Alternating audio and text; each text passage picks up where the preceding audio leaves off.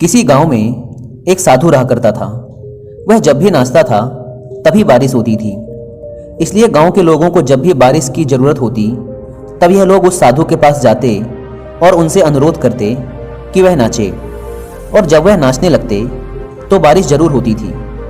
कुछ दिनों बाद 4 लड़के शहर से गांव में घूमने आए।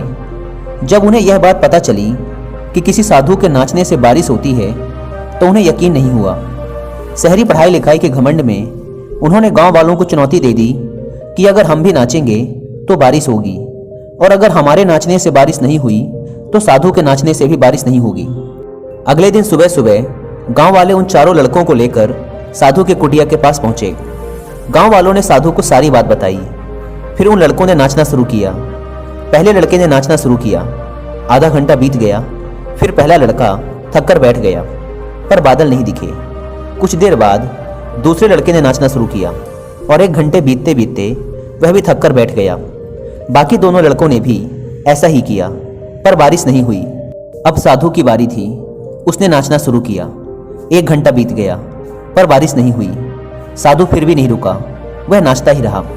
नाचते नाचते 2 घंटे बीत गए, पर बारिश नहीं हुई। 4 घंटे बीत गए, पर बारिश नहीं हुई।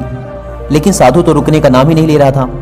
धीरे धीरे शाम ढलने लगी कि तभी बादलों की गड़गड़ाहट सुनाई दी और थोड़ी देर बाद जोरों की बारिश होने लगी। यह देखकर चारों लड़के दंग रह गए और तुरंत साधु से क्षमा मांगी। फिर चारों लड़कों ने साधु से पूछा, बाबा, भला ऐसा क्यों कि हमारे नाचने से बारिश नहीं हुई और आपके नाचने से बारिश हो गई? साधु ने उत्तर दिया, जब मैं नाचता हूँ तो 2 बातों का ध्यान रखता हूँ।